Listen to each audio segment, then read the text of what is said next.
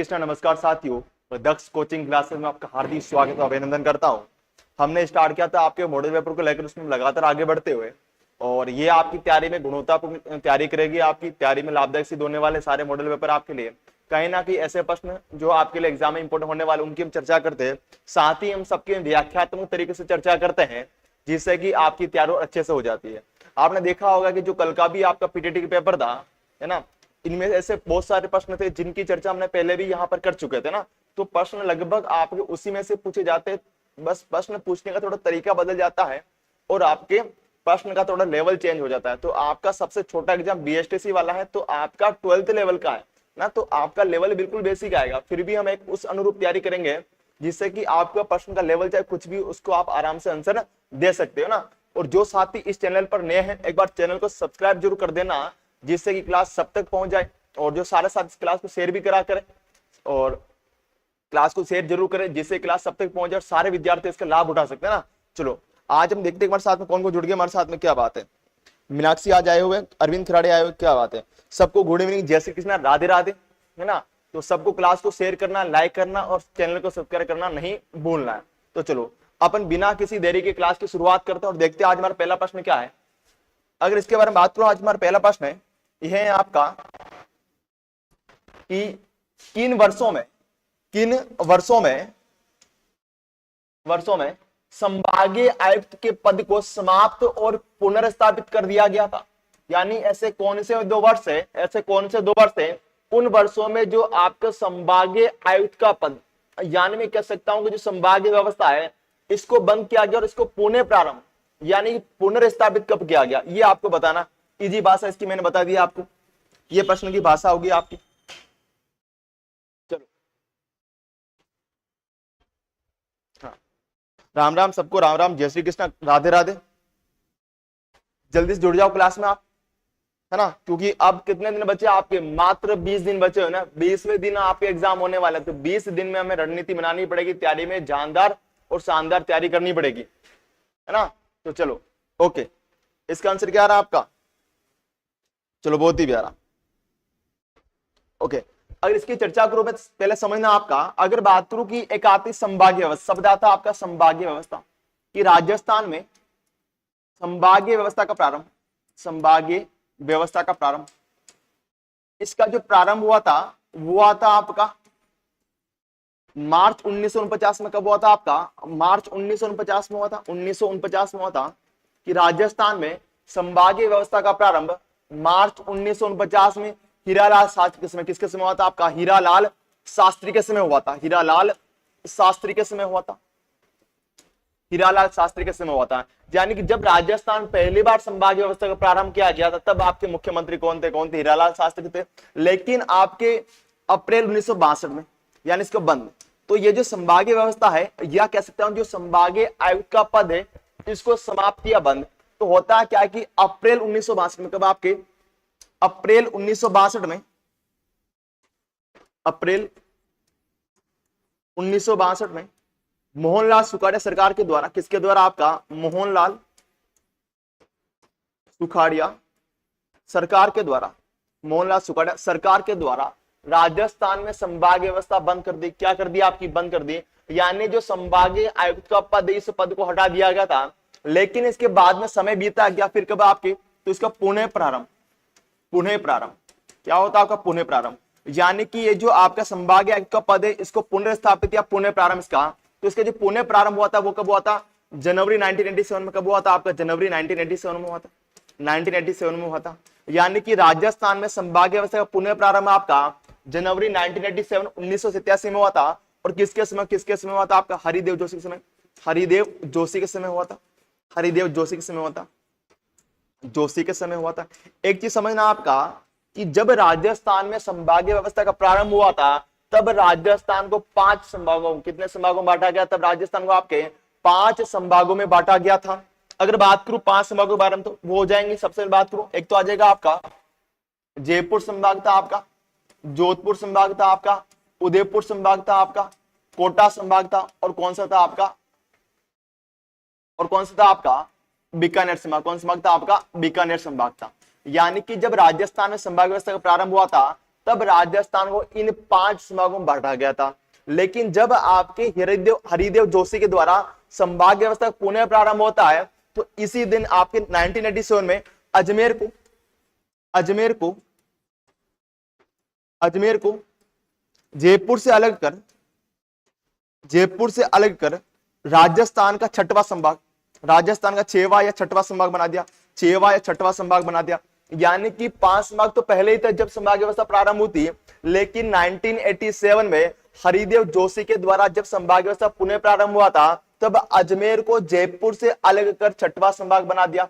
अगर बात करूं उसके बाद क्या होता है आपका 4 जून 2005 को, जब आपके 4 जून 2005 को मुख्यमंत्री वसुंधरा राज्य के समय भरतपुर को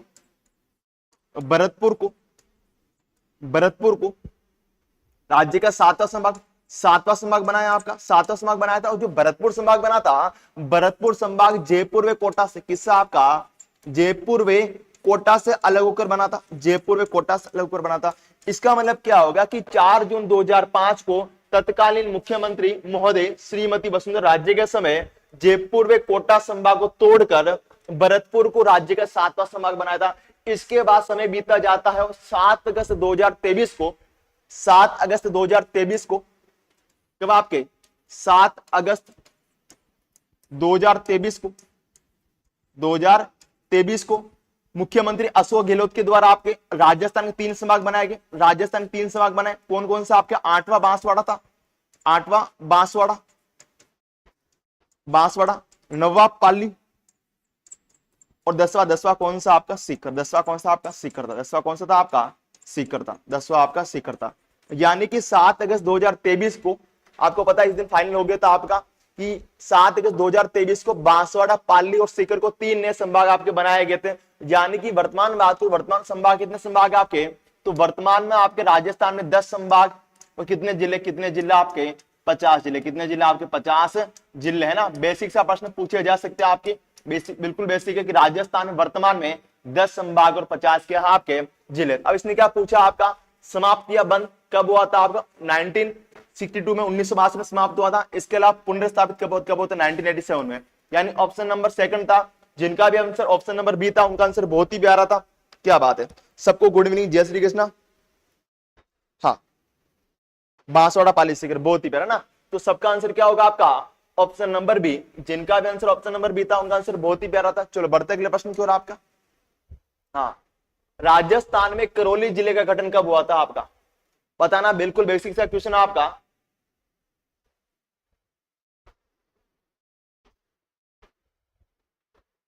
हमने इसकी प्रश्न की चर्चा पहले कितनी बार कर चुके हैं कि राजस्थान में जो अभी आपके 19 नए जिले बने, इस 19 नए जिले से पहले भी कुछ नए जिले बनाए गए थे। वो जिले आपसे बार बार पूछे जाते हैं। एक तो पूछा जाता है आपका हनुमानगढ़ जिला का बना, करौली जिला का बना, ऐसे कुछ जिले जो पूछे जाते हैं। आपको बताना है कि करौली जिला का बना था आपका। मैंने क्या लगाया, सेकंड ही लगवाया ना आंसर तो मैंने। हाँ, सेकंड ही क्या। चलो इसका आंसर क्या होगा आपका। चलो हाँ, गुड इवनिंग सबको, गुड इवनिंग, जय श्री कृष्णा।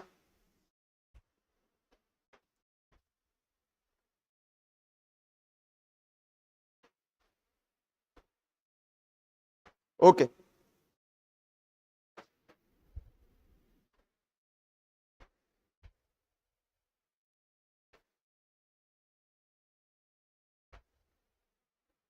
चलो अगर बात करूं आपके समय ना कि करौली जिला है, करौली जिला आपका 19 जुलाई 1997 को 1997 को बना था, 1997 को बना था। यानी ऑप्शन नंबर कौन सा होगा आपका, सेकंड होगा। इसमें भी आपका सेकंड होगा।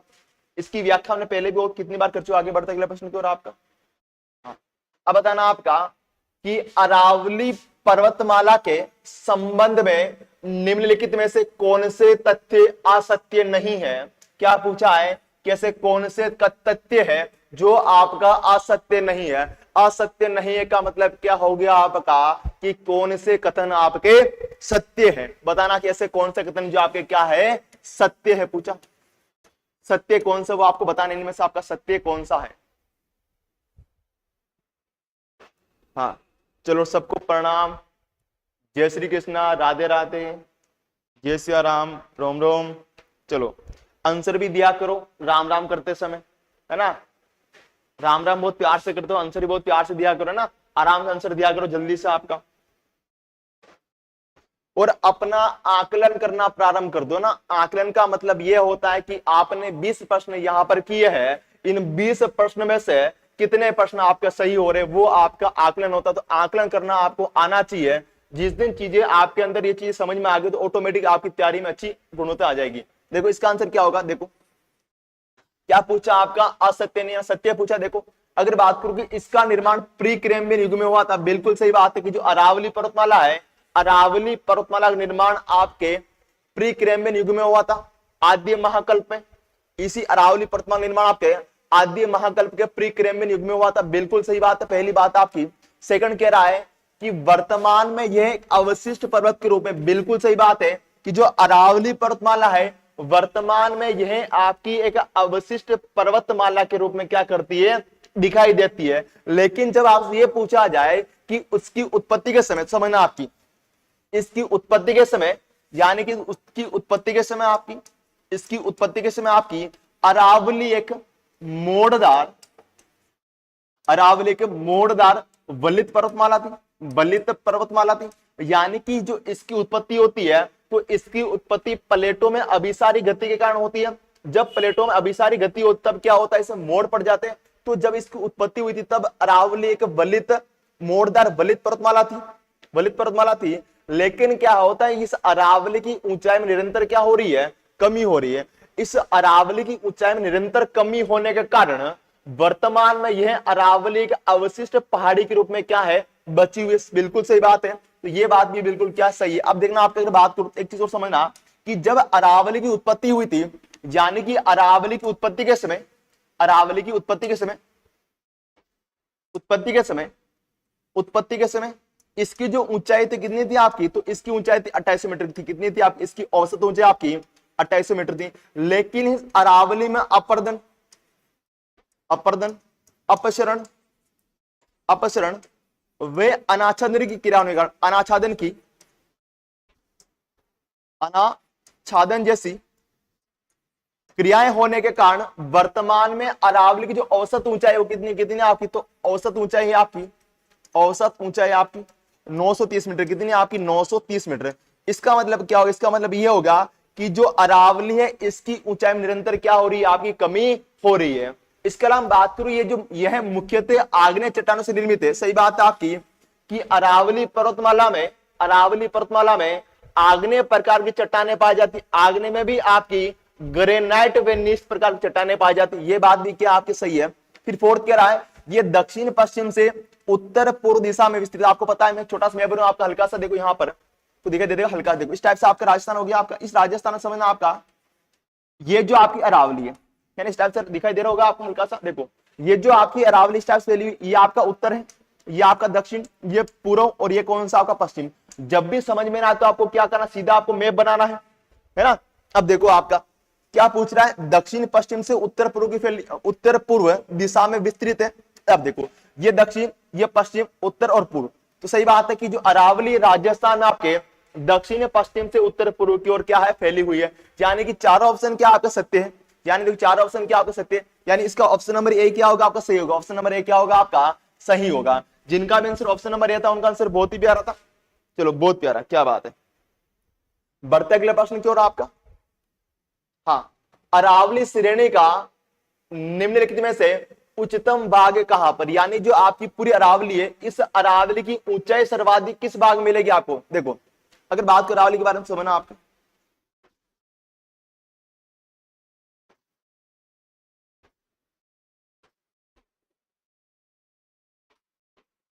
इस टाइप से हमारा क्या हो गया है, राजस्थान। अब देखो ये हमारा जो राजस्थान है, इस राजस्थान में आपकी अरावली पर्वतमाला। अगर बात करो अरावली के बारे में तो इसका जो राजस्थान विस्तार आपका खेड़ बर्मा, खेड़ बर्मा,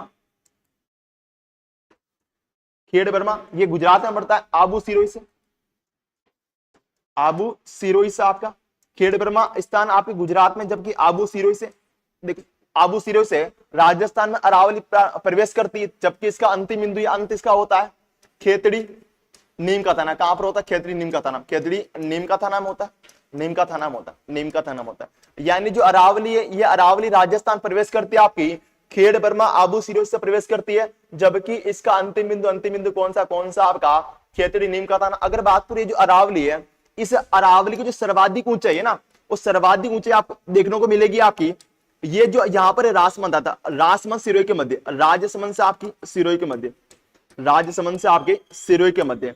यानी कि यदि आप राजसमंद सिरोही को जाते हो तो यहां पर आपको अरावली की सर्वाधिक ऊंचाई देखने को मिलती है। इसके अलावा बात करिए जो अरावली, इस अरावली सर्वाधिक चौड़ा भाग है, चौड़ा भाग आपको मिलता है राजसमंद से बांसवाड़ा मध्य। राजसमंद से बांसवाड़ा की ओर जाते हो तो इसकी चौड़ाई में क्या होती है? वृद्धि होती है। चौड़ाई में क्या होती है? वृद्धि होती है। इसके अलावा बात करिए जो अरावली, इस अरावली का जो सर्वाधिक विस्तार है, अरावली का सर्वाधिक विस्तार आपके यहाँ पर जिला, तो उसमें आपका कि अरावली का सर्वाधिक विस्तार आपका, सर्वाधिक विस्तार उदयपुर जिले में है। कहां पर? आपके उदयपुर जिले में है। जबकि इसका न्यूनतम विस्तार आपके, इसका न्यूनतम विस्तार आपके अजमेर में है। न्यूनतम विस्तार आपका अजमेर में है। कहां पर? आपके अजमेर में। तो पूछा भी जा सकता है कि अरावली का सर्वाधिक विस्तार आपके उदयपुर जिले में है, न्यूनतम विस्तार आपके अजमेर जिले में। इसके अलावा बात करें जो अरावली है, इसकी सर्वाधिक ऊंचाई, कि अरावली की सर्वाधिक ऊंचाई आपकी, सर्वाधिक ऊंचाई सिरोही जिले में, सर्वाधिक ऊंचाई सिरोही जिले में है, ऊंचाई सिरोही जिले में। जबकि अरावली की न्यूनतम ऊंचाई, न्यूनतम ऊंचाई आपकी, न्यूनतम ऊंचाई आपकी जयपुर ग्रामीण में। अब कहां पर? आज जयपुर ग्रामीण में जाती ऊंचाई आपकी जयपुर में है, जयपुर ग्रामीण में। कहां पर? आपको जयपुर ग्रामीण में आ जाएगी आपकी, ग्रामीण में या जयपुर में, सीधी सी बात आपको ये याद करनी है। तो ये कुछ पॉइंट्स भी आपको याद होना चाहिए। अब ये पूछ रहा आपका कि उदयपुर में कुंभलगढ़ और गोगुंदा की भी सही बात आपकी। अगर बात करो हाड़ौती पठार से कोटांग मध्य नहीं होगा आपका, उत्तरी राजस्थान नहीं होगा आपका, नाहरगढ़ से जयगढ़ के मध्य नहीं होगा। अब देखो आपका ये जो उदयपुर में कुंभलगढ़ और गोगुंदा की भी सही बात है, क्योंकि यदि आप राजसमंद से किस ओर जाते हो? आप सिरोही को जाते हो, तो यहां से क्या होती है? आपके अरावली ऊंचाई में वृद्धि होती है। अब देखो ये जो आप कुंभलगढ़ आता है ना, कुंभलगढ़ आपके राजसमंद और सिरोही के मध्य में आता है। तो ये बिल्कुल बात ऑप्शन नंबर कौन सा होगा? आपका ऑप्शन नंबर ए होगा। यानी आप कह सकते हो जो उदयपुर है, कुंभलगढ़ और गोगुंदा क्षेत्र, यहाँ पर आपको अरावली की सर्वाधिक ऊंचाई देखने को मिलती है। यानी ऑप्शन नंबर क्या होगा आपका? तो ऑप्शन नंबर आपका ए होगा। चलो बहुत प्यारा। बढ़ते अगले प्रश्न की ओर। आपका इसका आंसर क्या होगा? ऑप्शन नंबर ए होगा।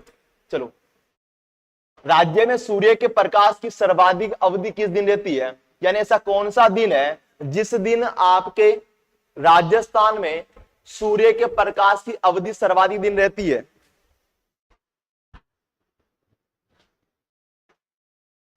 चलो,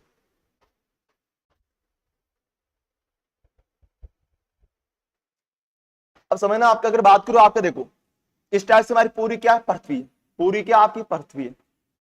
ये पूरी पृथ्वी। अब आपको पता है इस पृथ्वी के मध्य से आपकी इस पृथ्वी के मध्य से पूर्व से पश्चिम आपकी 0 डिग्री अक्षांश रेखा गुजरती है।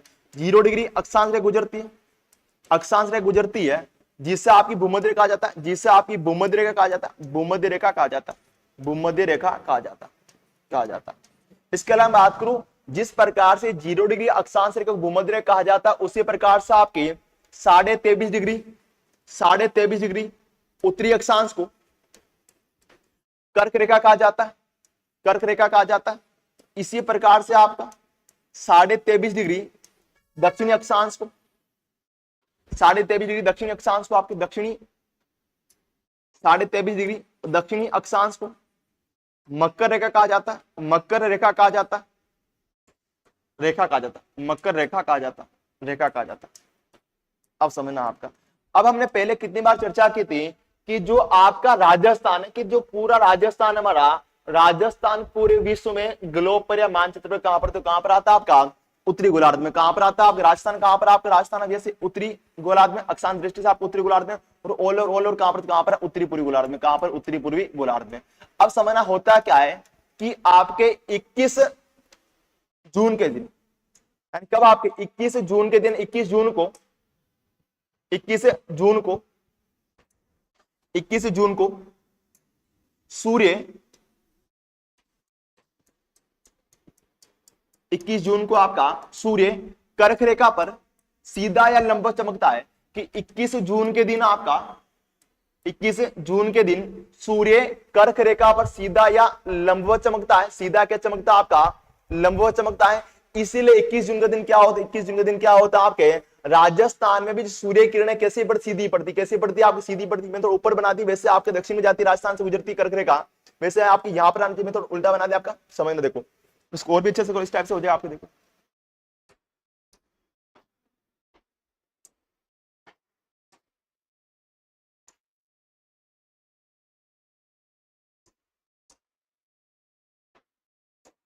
ये आपकी क्या हो जाएगी? राजस्थान आपकी इस टाइप से हो जाएगा ना,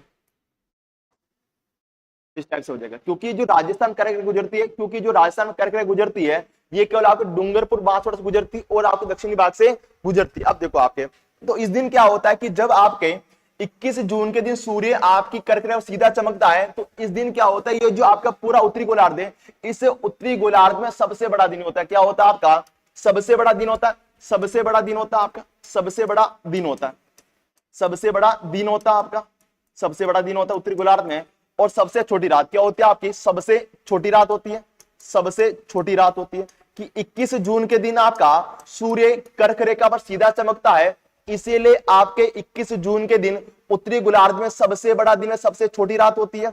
इसके बाद जस्ट इसको उल्टा बात की, जो दक्षिणी गोलार्ध है, इस दक्षिणी गोलार्ध में आपके सबसे छोटा दिन, सबसे छोटा दिन, छोटा दिन वे सबसे बड़ी रात होती है। सबसे छोटा दिन वे सबसे बड़ी रात होती है। बड़ी क्या होती है आपकी? रात होती है। बड़ी क्या होती है आपकी? रात होती है। यानी जब 21 जून के दिन सूर्य आपका कर्क रेखा पर चमकता है, इसका जस्ट उल्टा इस गोलार्ध में होता है। यहाँ पर सबसे छोटा क्या दिन होता है? रात क्या होती है? बड़ी होती है। अब समझना आपका, तो इस दिन क्या होता है? इस दिन क्या, जो भी आपके देश कहां पर आते हैं, आपके उत्तरी गोलार्ध में आते हैं, इस दिन क्या होती है? सूर्य किरण सीधी पड़ती है। इस कारण यहाँ पर क्या होती है? दिन की अवधि भी क्या होती है आपकी? ज्यादा रहती है या लंबी रहती है। किस दिन रहती है? 21 जून के दिन। अगर बात करूं मैं, आपका जो सूर्य है, ये एक दिन सूर्य आपका 21 मार्च में, 21 मार्च में 23 सितंबर के दिन, 23 सितंबर के दिन, 23 सितंबर के दिन भूमध्य रेखा पर सीधा चमकता है। भूमध्य रेखा पर सीधा चमकता है, जिससे आपको विषुव कहा जाता है। इसके अलावा बात करें जो सूर्य है 22 दिसंबर के दिन, 22 दिसंबर के दिन आपका, 22 दिसंबर के दिन आपका किस पर? तो किस पर? आपके मकर रेखा पर सीधा चमकता है। अब देखो इसमें आंसर क्या क्या होगा आपका? ऑप्शन नंबर सी, 21 जून के दिन। चलो इसका आंसर क्या होगा? ऑप्शन नंबर सी, 21 जून के दिन।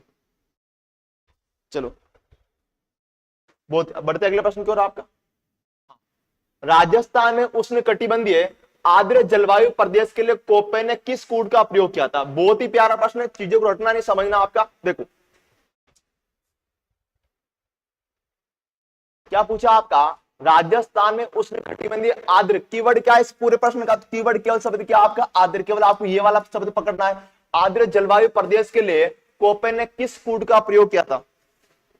चलो बताओ इसका आंसर क्या होगा आपका? चलो राम राम सबको, राम राम। चलो CWG, हाँ ये बात होगी ना, क्या बात है। आज आपने गलती कर दी है, लेकिन आज के बाद आप कभी भी गलती नहीं करोगे, ये मेरी गारंटी है। क्योंकि जैसे ही आपके सामने वर्ड आएंगे आप समझ जाओगे। चलो क्या बात है, सारे डी दे रहे हो? इतना अच्छा प्रश्न है। जब तक कंसेप्ट वाइज नहीं पढ़ोगे तो चीजें रटने से आपको याद नहीं होगी। हमें रटना नहीं है, चीजों को समझना। अब देखिए समझना, अगर बात करूं तो कोपेन महोदय ना, एक बार समझना आपको। फिर यहाँ पर ये जो कोपेन महोदय ना, कोपेन महोदय ने क्या किया? तो कोपेन महोदय ने जलवायु वर्गीकरण के लिए सांकेतिक भाषा का प्रयोग किया। कौन सी भाषा का प्रयोग किया था आपका? सांकेतिक भाषा का। सांकेतिक भाषा का प्रयोग किया।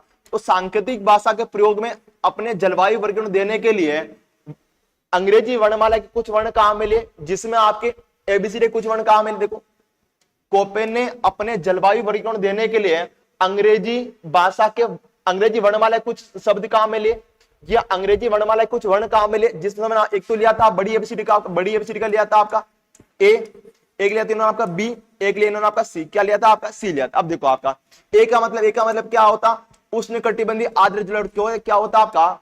उष्णकटिबंधीय आर्द्र जलवायु प्रदेश होता है। बी का मतलब होता आपका मरुस्थलीय जलवायु प्रदेश। क्या होता? मरुस्थलीय जलवायु प्रदेश।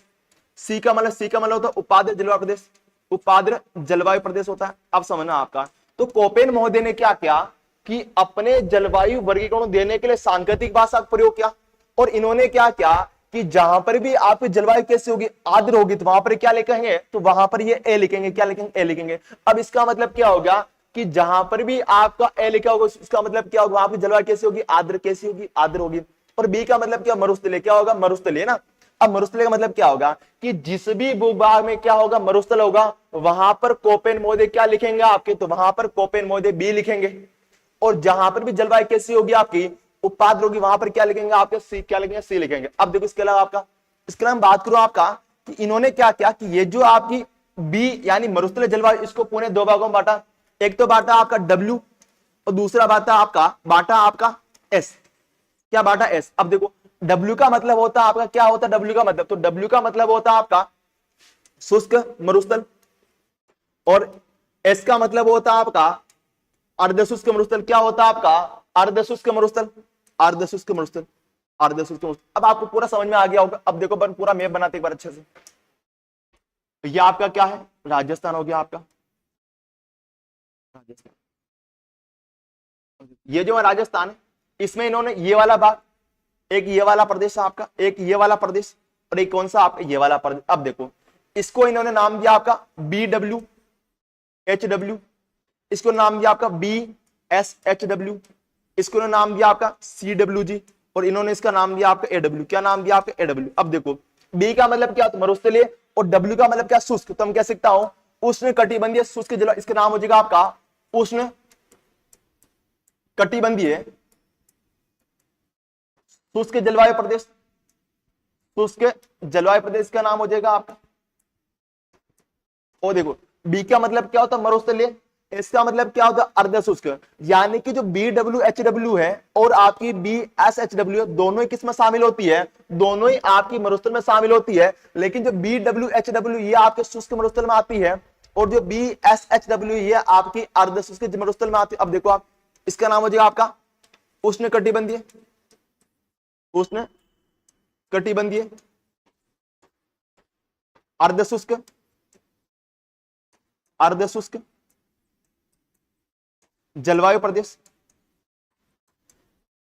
और देखो सी का मतलब क्या होता है, उपाद्र होता है। इसका नाम क्या, इसका नाम क्या हो जाएगा आपका, उपाद्र जलवायु प्रदेश, उपाद्र जलवायु प्रदेश।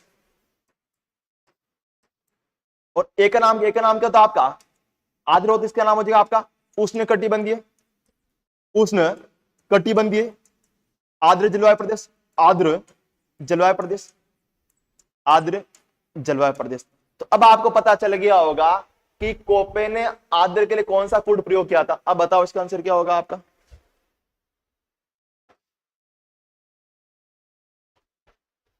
अब समझ में आ गया ना आपने। तो कोपेन ने आर्द्र के लिए कौन सा प्रयोग किया था, तो कोपेन ने आर्द्र के लिए आपके एडब्ल्यू कौन सा प्रयोग किया था, आपका एडब्ल्यू कोड का प्रयोग किया था। यदि ये वाला कंसेप्ट आप क्लियर हो रहा है ना, तो समझना कि चीजें आपके लिए आसान हो जाएगी, रटने से आपको क्लियर नहीं होगा। हाँ अब जाके सबका क्या आ रहा है, आपका ए आ रहा है ना, तो रटना नहीं, चीजों को समझना है। ए का मतलब क्या होता है, बी का मतलब क्या होता है, और सी का मतलब क्या होता है ना। इसको हम चर्चा आगे भी करेंगे, जब प्रश्न आए तो और भी अच्छे से चर्चा करेंगे आपकी। चलो इसका आंसर ऑप्शन नंबर ए होगा। बढ़ता है अगला प्रश्न की ओर आपका। हाँ अब देखो आपकी निम्नलिखित सभ्यताओं व उनके विकास के स्थलों, विकास के स्थलों का मतलब क्या हो गया कि यानी सभ्यता कहां पर है ना, नदियों का सही मिलान कीजिए। सीधा पूछा गया आपका, इधर तो क्या आपकी सभ्यता और इधर क्या आपकी नदियां, इनको क्या करना, सुमेलित करना। यानी कि सभ्यता को नदियों सुमेलित करना है कि कौन सी सभ्यता किस नदी पर क्या हुई थी, विकसित हुई थी।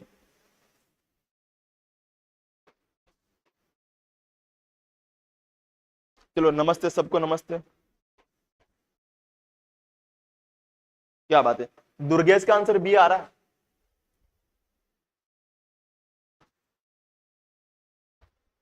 देखो अगर बात को रंगमेल के बारे में, जो रंगमेल सभ्यता है ये आपकी कहां पर, हनुमानगढ़ में।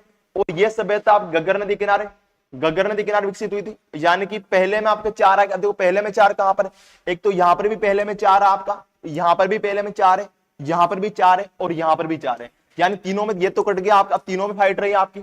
अब देखो गणेश्वर सभ्यता कहां पर था, आपको पता है सिक्कर में है ना। अब आपकी नीम कथा नाम आ गई, और जो गणेश्वर सभ्यता ये आपकी वर्तमान किस नदी पर है?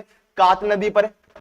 तो बी में क्या आएगा? 3। आप देखो बी में 3 कहां पर? आपका बी में 3 यहां पर है और बी में 3 केवल आपका यहां पर है। तो इसका आंसर तो केवल कहां से मिल गया आपका? इसका आंसर केवल दोनों से मिल गया। अब देखो इसका नाम बात करूं, हाँ बी में 3 आपका यहां पर आ गया। अगर बात करूं जो नौह सभ्यता कहां पर? तो नौह सभ्यता कहां पर? भरतपुर में। नौह सभ्यता कहां पर? आपकी भरतपुर में है, भरतपुर में है। और जो नौह सभ्यता है ये नौह सभ्यता आपकी रूपारेल नदी किनारे, कहां पर? रूपारेल नदी किनारे विकसित है आपकी। इसके अलावा बात करें बागोर की सभ्यता है, बागोर की सभ्यता जहां से आपकी पशुपालन के प्राचीनतम अवशेष मिले थे, यह सभ्यता कहां पर? तो कहां पर? आपकी कोठारी नदी पर, कोठार नदी पर ही आपकी, कोठार नदी पर। अब देखो आपके गणेश्वर सभ्यता कहां पर? तो कहां पर? वर्तमान साहब नीम का थाना में आ गया, आपकी नीम का थाना में आ गई, नीम का थाना में आपकी। और रंगमहल कहां पर? आपकी हनुमानगढ़ में, हनुमानगढ़ में आपके रंगमहल। और बागोर तो सबको पता है, बागोर कहां पर है? बिलवाड़ा में, जस्ट आपके बिलवाड़ा में, पास में ही है, ज्यादा दूर नहीं है बिलवाड़ा आपका, ठीक है। अब देखो अब हम कुछ वर्ड और ढूंढते हैं। अगर बात करूं आपकी ये जो रूपारेल नदी, इसका उद्गम, तो इसका उद्गम होता है आपका कहां से होता है? रूपारेल नदी का उद्गम, तो इसका उद्गम होता है आपका उदयनाथ की पहाड़ियां, उदयनाथ की पहाड़ियां, उदयनाथ की पहाड़ियां। अलवर से होता है पहाड़ियां, अलवर से क्या होता है? इसका उद्गम होता है आपका कोठारी का उद्गम होता है आपका दिवेर की पहाड़ियां। और दिवेर की पहाड़ियां कहां पर? आपकी मेवाड़ और मैराथन, कहां पर? आपका राजसमंद में। कहां पर? आपकी राजसमंद से होता है, राजसमंद से होता है आपका, राजसमंद से होता है।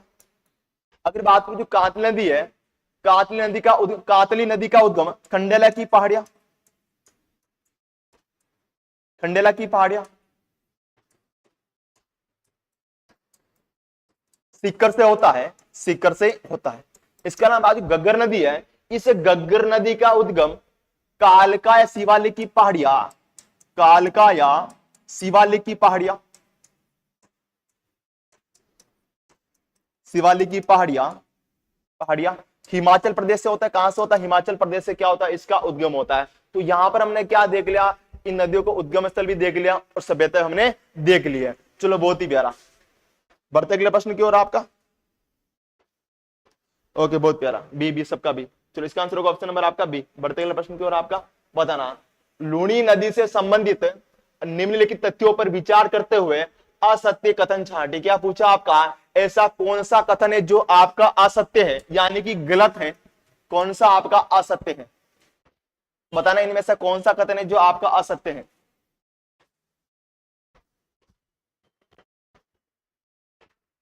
चलो उपस्थिति आपकी बहुत ही कम है ना? ऐसे काम नहीं चलेगा आपका। क्या बात है, वंदना का आंसर आ चुका आपका सी है ना? चलो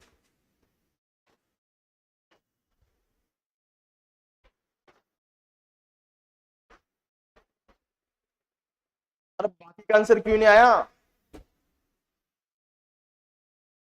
चलो सबको बताए लूणी नदी अरब सागरीय अपवा तंत्र की नदी है, बिल्कुल सही बात। अगर बात करूं लूणी, पश्चिमी बनास, साबरमती और कौन सी आपकी? माही नदी। कौन सी आपकी? माही। कौन सी आपकी? माही नदी। ये चारों नदियां हैं, चारों आपकी मुख्यतः अरब सागरीय अपवा तंत्र की क्या है? नदियां। इसका नाम बात करें लूणी बेसिन में प्राचीन जलोढ़ बांगर का विस्तार है, बिल्कुल सही बात है। जो लूणी प्रदेश है, ये लूणी प्रदेश आपके अर्धशुष्क मरुस्थल का भाग है और अर्धशुष्क मरुस्थल को ही आपके बांगर प्रदेश कहा जाता है ना। तो कहीं ना कहीं जो लूणी बेसिन है इसे भी आपके बांगर प्रदेश कहा जाता है, क्योंकि यहाँ पर जो पहले लूणी नदी बहती थी, है ना, तो इसीलिए यहाँ पर आपकी प्राचीन जलोढ़ यानी कि बांगर मृदा का क्या है? विस्तार है। तो ये बात भी बिल्कुल क्या सही है आपका। तीसरा कह रहा है कि मल्लिनाथ पशु मेला लूणी नदी किनारे बढ़ता है, बिल्कुल सही बात। जो मल्लिनाथ पशु मेला ये भी आप लूणी नदी किनारे बढ़ता है। 3 ऑप्शन से क्या सही हो गया। फिर बच्चा कौन सा? चौथा आपका कि साबी नदी लूणी की सहायक नदी नहीं। साहब साबी नदी लूणी की सहायक नदी नहीं है, साबी नदी लूणी की सहायक नदी नहीं है, जबकि साबी नदी राजस्थान में आंतरिक प्रवाह तंत्र की आंतरिक प्रवाह तंत्र की नदी है। आंतरिक प्रवाह तंत्र की क्या है? आपकी नदी है। और राजस्थान की एकमात्र नदी है जो अपना जल हरियाणा में लेकर जाते। कहां पर लेकर जाते? हरियाणा में लेकर जाती है। और राजस्थान की यह नदी आपके वर्षा ऋतु में, यानी कब स्टार्ट हो जाएगा इसके बारे में ना, कि वर्षा ऋतु में आपकी विनाशशीलता के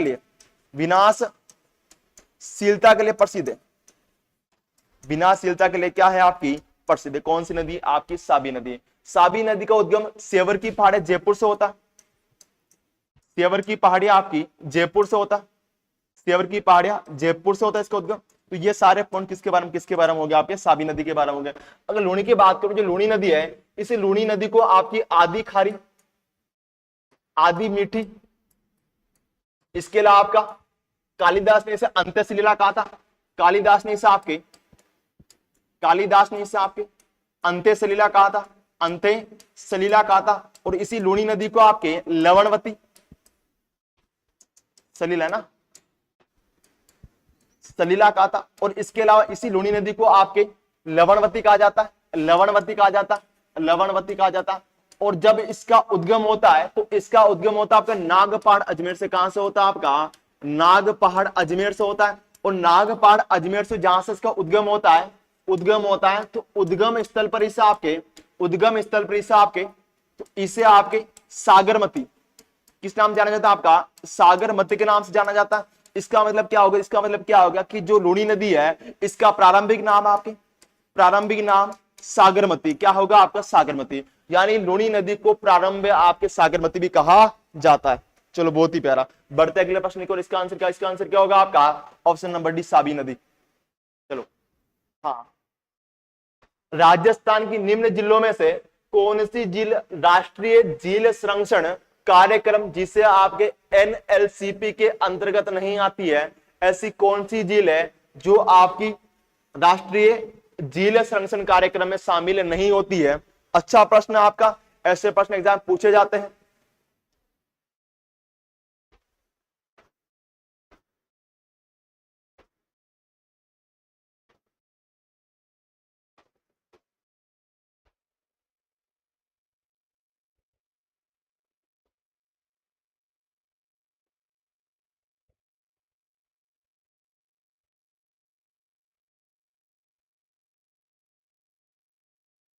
क्या बात है? अरविंद का आंसर डी आ रहा है आपका, दुर्गेश का आंसर सी आ रहा है, रमेश का आंसर क्या आ रहा है? 3 आ रहा है। चलो अगर बात करूं इनके बाद समझना आपका कि राष्ट्रीय झील संरक्षण कार्यक्रम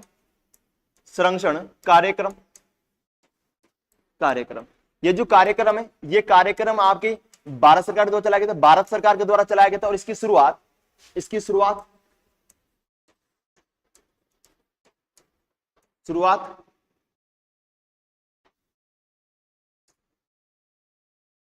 शुरुआत 2001 में कब हुई थी? आपकी 2001 में हुई थी। इसकी शुरुआत 2001 में हुई थी, जिसका उद्देश्य था आपका झीलों को स्वच्छ, सुंदर बनाए रखना, वे इनका पुनः निर्माण करना, आपका पुनः निर्माण करना। यानी कोई झील है, यदि वो टूट गई, जिसको क्या करना? पुनः निर्माण करना। इसके अलावा उन जिलों में आपकी स्वच्छता बनाए रखना या उनकी सुंदरता को बनाए रखना, इसका क्या था? उद्देश्य था। और इसी राष्ट्रीय झील संरक्षण कार्यक्रम में राजस्थान कितनी जिले आपके? तो राजस्थान की 6 जिले शामिल होती है। अगर बात करूं तो इसमें राजस्थान की 6 जिले शामिल होती है। 6 जिले शामिल होती। अब देखो 6 जिले कौन कौन से? तो दो तो आपके उदयपुर के जिले हैं। कौन कौन से? एक तो हो जाएगा आपकी पिछोला झील, दूसरी कौन सी? फतेह सागर। कौन सी? आपकी फतेह सागर झील। यानी कि ये जो आपका राष्ट्रीय झील संरक्षण कार्यक्रम है, इस राष्ट्रीय झील संरक्षण कार्यक्रम में उदयपुर की 2 जिले शामिल है, पिछोला व फतेह सागर।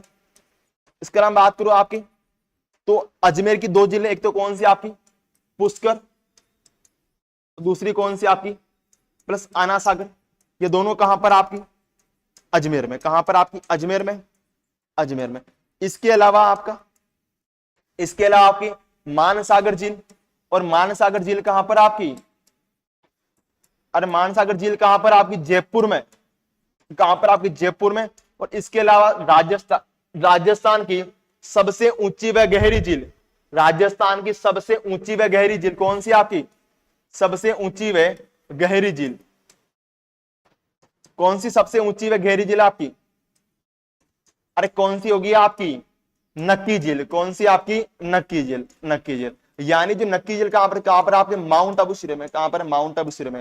अर्थात यानी कि ये जो 6 जिले हैं, 6 ही जिले आपके क्या है, राष्ट्रीय झील संरक्षण कार्यक्रम में क्या है, शामिल। अब देखो कौन शामिल नहीं होगी आपकी, फतेह सागर झील आपकी जो उदयपुर में शामिल है, नक्की झील शामिल है आपकी, स्वरूप सागर झील क्या नहीं है, तो स्वरूप सागर झील आपके इस एनएलसीपी में शामिल नहीं है। आना सागर या अन्ना सागर झील आपकी शामिल। अगर बात करूं स्वरूप सागर झील के बारे में, तो यह झील कहां पर है, तो यह झील आपकी उदयपुर में है।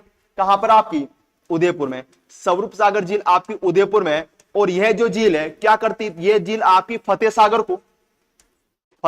को पिछोला से जोड़ती है, फतेह सागर को पिछोला से जोड़ती है, पिछोला से जोड़ती है।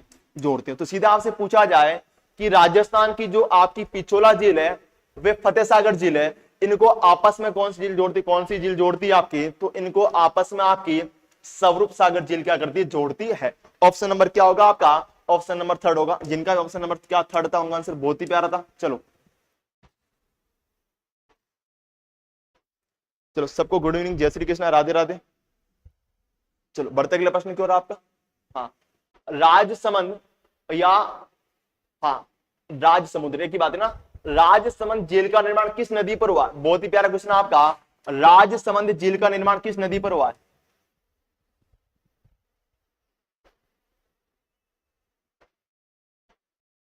देखो किसी का भी आंसर गलत नहीं होना चाहिए आपका ना, क्या बात है।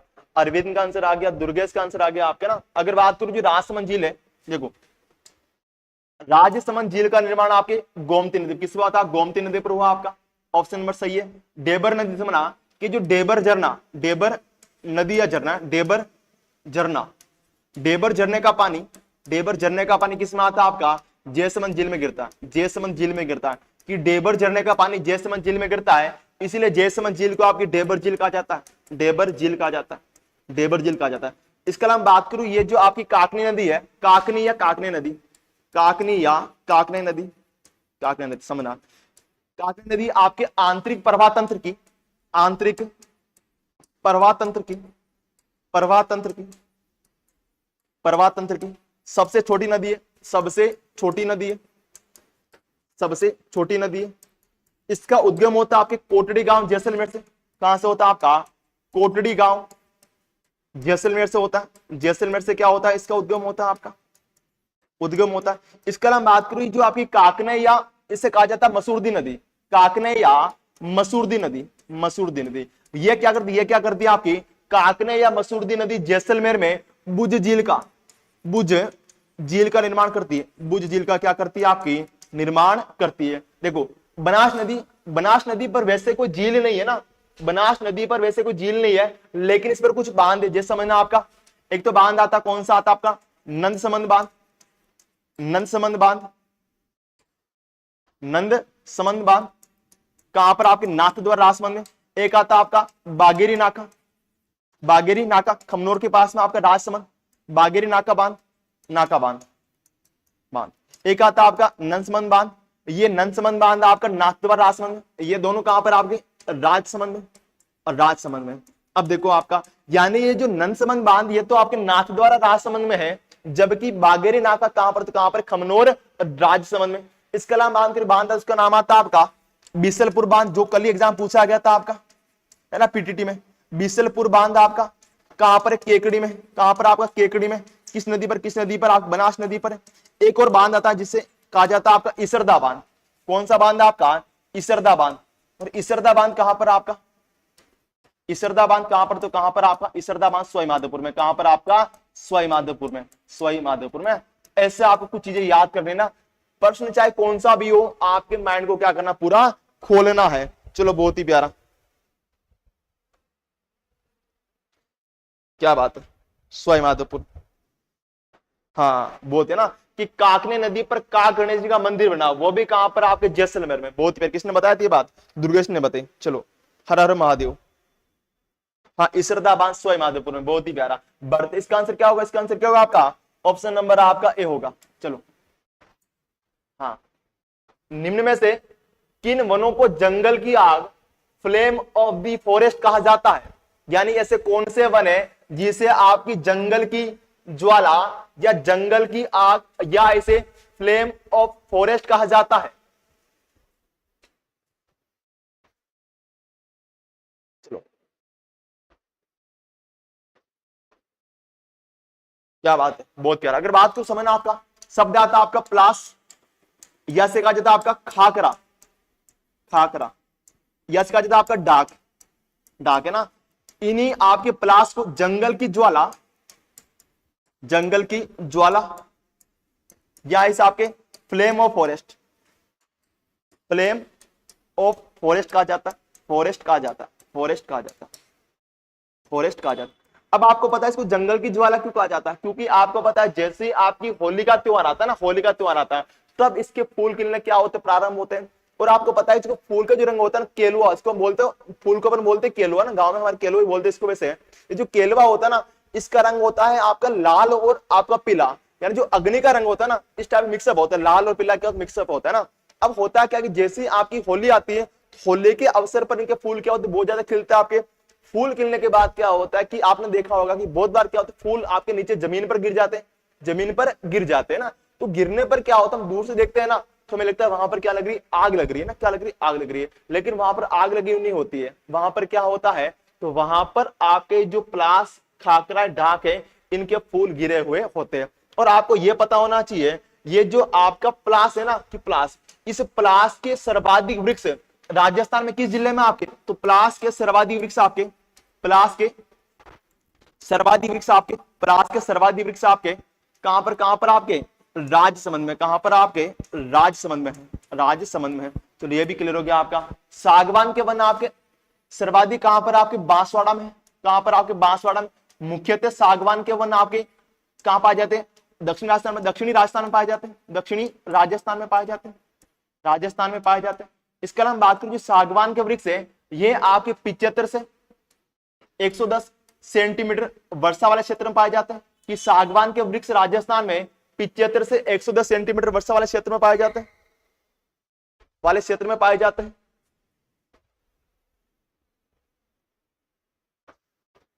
चलो, है ना, पाए जाते हैं। अगर बात करूं सागवान के वृक्ष के लिए, हो गया आपका, देखो तेंदू के वन, तेंदू के पत्ते से आपकी बीड़ी बनाई जाती है, बीड़ी बनाई जाती है। चलो, इसका आंसर क्या होगा? Option number 4। बढ़ते अगले प्रश्न की ओर आपका। हाँ, आदिवासियों को हरा सोना किसे कहा जाता है? बताना कि आदिवासियों को हरा सोना किसे कहा जाता है आपका? क्या होगा आपका? ऑप्शन नंबर डी, बांस को आदिवासियों को हरा सोना कहा जाता है। आदिवासियों का, आदिवासियों का हरा सोना, का हरा सोना। अगर बात करो आपका आदिवासियों कल्प वृक्ष, कल्प वृक्ष, कल्प वृक्ष आपके महुआ को कहा जाता है, महुआ को कहा जाता है, महुआ को, महुआ को कहा जाता है, महुआ कहा जाता है। इसके अलावा बात करो आपके, तो राजस्थान कल्प वृक्ष, राजस्थान कल्प वृक्ष खेजड़ी कहा जाता है, राजस्थान का कल्प वृक्ष, कल्प वृक्ष खेजड़ी को कहा जाता है, कहा जाता है। खस घास आपके पूर्वी राजस्थान में, पूर्वी राजस्थान मुख्यतः आपके पूर्वी राजस्थान में, जिसमें आपकी भरतपुर, करौली, सवाईमाधोपुर जिलों में, सवाईमाधोपुर जिलों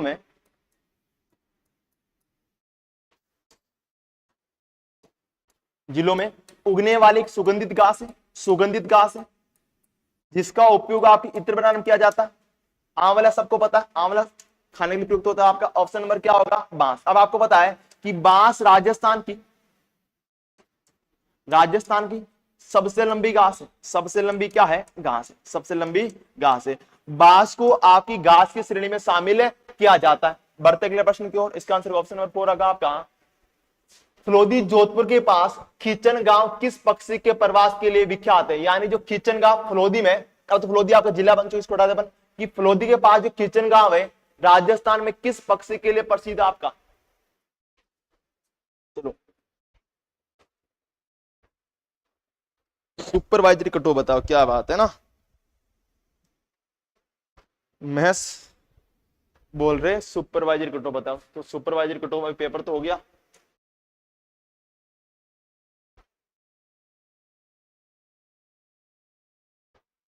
कुर्जा, क्या बात है आपका, कुर्जा पक्षी, ऑप्शन नंबर आपका ए। बढ़ते गए प्रश्न की ओर आपका।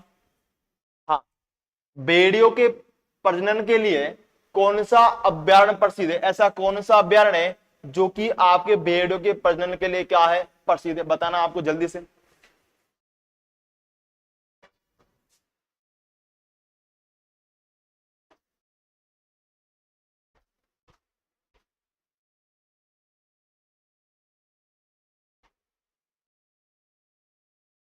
कौन सा आगा, ऑप्शन नंबर आपका कुंभलगढ़ अभ्यारण्य, ऑप्शन नंबर डी, जो कि आपका भेड़ियों के प्रजनन के लिए क्या प्रसिद्ध है। रामगढ़ विषधारी अभ्यारण्य कहां पर, आपका बूंदी में है, और यहां पर राज्य की चौथी चौथी बाघ परियोजना चलेगी, चौथी बाघ परियोजना चलेगी, या फिर कह दूं मैं कि यहां पर चौथी बाघ परियोजना चलेगी, या फिर इसे आपका चौथा टाइगर रिजर्व, चौथा टाइगर रिजर्व घोषित किया गया, टाइगर रिजर्व से क्या किया आपका, घोषित किया गया, टाइगर रिजर्व इसे बनाया गया। चलो बढ़ते अगले प्रश्न की ओर। राजस्थान के निम्नलिखित कृषि तथ्यों पर विचार कर गलत तथ्य की पहचान करें। यानी जो आपका क्वेश्चन है ये पूछ रहा कि हमारे राष्ट्र में जो कृषि के तथ्य है इन पर विचार करके ये बताना कौन सा आपका गलत है।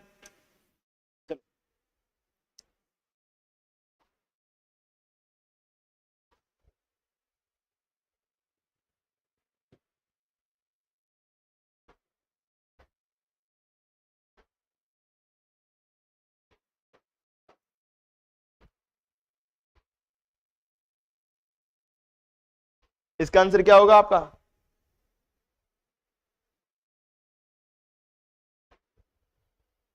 सर डाटा खत्म हो गया, क्या करूं, डाटा एड ऑन कर दीजिए आप। चलो ये दे रहा हूं, अगर बात करूं कपास का सर्वाधिक उत्पादन गंगानगर में हनुमानगढ़ जिलों में होता है, सही बात है कि राजस्थान में कपास का सर्वाधिक उत्पादन गंगानगर व हनुमानगढ़ जिलों में होता है। पहली बात बिल्कुल सही है आपका कि बाजरे के उत्पादन में राजस्थान का देश में प्रथम स्थान, बिल्कुल सही बात है कि भारत में सर्वाधिक बाजरे का उत्पादन कहां पर होता है, आपका राजस्थान में होता है। इसके बाद बात करूं कि परंपरागत रूप से राज्य में गेहूं खरीफ की फसल है साहब, गेहूं कभी भी खरीफ की फसल, देखो गेहूं ना तो खरीफ की फसल थी और ना ही आप खरीफ की फसल है, कौन सी फसल आप गेहूं आपकी, तो गेहूं कैसी है, रबी की फसल है, रबी की फसल है। इसके बाद बात करूं आपकी कि राज्य की कृषि मानसून पर निर्भर करती है, इसलिए कृषि को मानसून का जुआ कहा जाता है ना, कि राज्य की कृषि मानसून पर निर्भर करती है इसलिए कृषि को मानसून का जुआ भी कहा जाता है। जुआ का मतलब क्या होता है, छट्टा है ना, छट्टा समझते हो आपका जुआ का मतलब, तो इसका मतलब क्या होगा कि यदि बारिश हो गई है ना, यदि क्या होगी आपकी मानसून अच्छा हो और बारिश होगी तो आपकी क्या होगी, फसल भी क्या होगी, अच्छी होगी, इसीलिए कृषि को मानसून का जुआ भी कहा जाता है। यानी ऑप्शन नंबर थर्ड क्या है, गलत है, बाकी चार ऑप्शन क्या है, सही है। चलो निम्न में से पीली क्रांति किससे संबंधित नहीं है, आपको बताना है कि पीली क्रांति का संबंध किससे नहीं है। हाँ, गेहूं रबी की फसल है, बहुत प्यारा। चलो अगर बात को देखो जो पीली क्रांति इसका संबंध आपके कि पीली क्रांति का संबंध, पीली क्रांति का संबंध, क्रांति का संबंध आपके तिलहन उत्पादन से, तिलहन उत्पादन से, या फिर कैसे सरसों से, सरसों से ना मुख्यतः इनसे है आपका। इसके अलावा देखो आपका अब इसका तिलहन का मतलब क्या होगा कि वह फसल जिनसे तेल निकलता है तिलहन कहलाती है। अब देखो तिल से तेल निकलता है, सही बात है आपकी, सरसों से तेल निकलता है, सही बात है, चना से तेल नहीं निकलता है, ऑप्शन नंबर थर्ड क्या है, गलत है। खाद्य तेल, सही बात है, आप ऑप्शन नंबर थर्ड गलत होगा। चलो बढ़ते अगले प्रश्न की ओर। आपका निम्न में से कौन सा राजस्थान के तेल क्षेत्र का नाम नहीं है, पूछा गया कि ऐसा कौन सा है जो राजस्थान में तेल का कुआं नहीं है, तेल का कुआं नहीं है, कुआं नहीं है। देखो बहुत सारे तेल के राजस्थान में कुआं, जैसे आपके नाम लेते हो आपके ना, अगर बात करूं मंगला है, मंगला राजस्थान का पहला, राजस्थान का पहला तेल का कुआं है, पहला तेल का कुआं है जिसकी स्थापना 2009 में, 2009 में आपके 2009 में की गई आपकी, है ना, कहां पर, बाड़मेर में की गई थी, बाड़मेर में की गई थी आपकी। फिर आता है आपका मंगला, भाग्यम, भाग्यम, ऐश्वर्या, ऐश्वर्या, सरस्वती,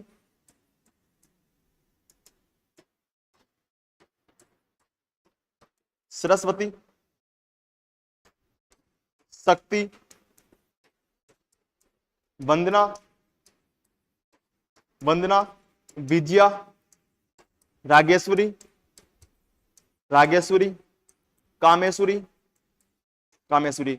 ये सारे के सारे क्या राजस्थान तेल के कुएं। अब देखो कौन सा नहीं है आपका, रागेश्वरी है, सरस्वती है, ऐश्वर्या, कौन सा नहीं, लक्ष्मी आपके राजस्थान तेल के कुएं का नाम नहीं है। चलो बढ़ते अगले प्रश्न की ओर आपका।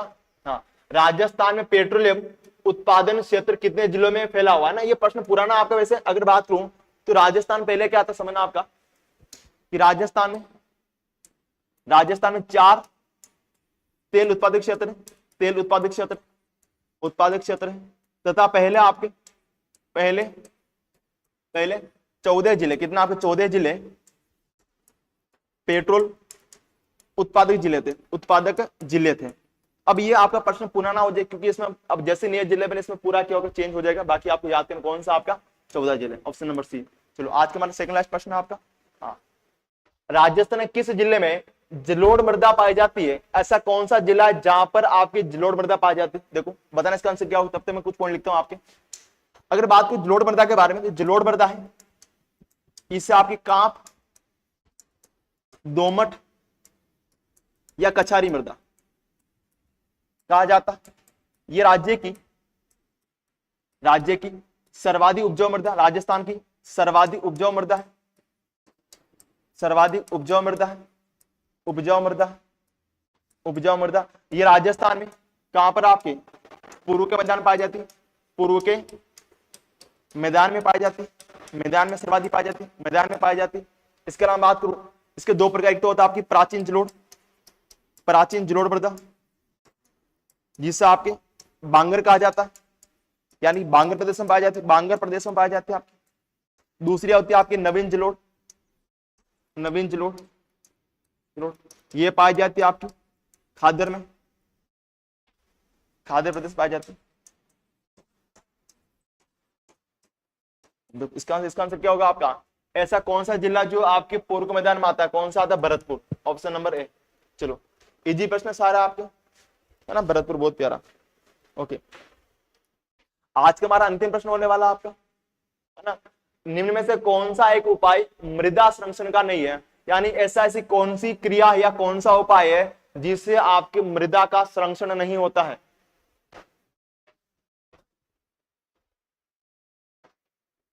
हाँ ना, क्या बात है। हाँ, प्राचीन जलोढ़ या बांगर मृदा आपके लूणी बेसिन में पाई जाती है, या फिर कह सकता हूं गग्गर बेसिन में भी आपकी पाई जाती है। देखो वृक्षारोपण करने से होता है, सही बात है आपका, फसलों की हेराफेरी करने से होता है, लेकिन अत्यधिक जलापूर्ति से क्या नहीं होता आपका, मृदा का संरक्षण या बचाव आपका नहीं होता है। तो इसका आंसर क्या होगा आपका, ऑप्शन नंबर थर्ड होगा। ऑप्शन नंबर क्या होगा, थर्ड होगा। और आज के इस श्रृंखला को अपने यही समाप्त करते हैं। जो साथी जुड़े रहे उनका तहे दिल से धन्यवाद करता हूँ। ऐसी क्लास में आपको डेली जुड़े रहना है और अपने हौसले को बनाए रखना है। और आज के लिए थैंक यू सो मच। शुभ रात्रि, राधे राधे।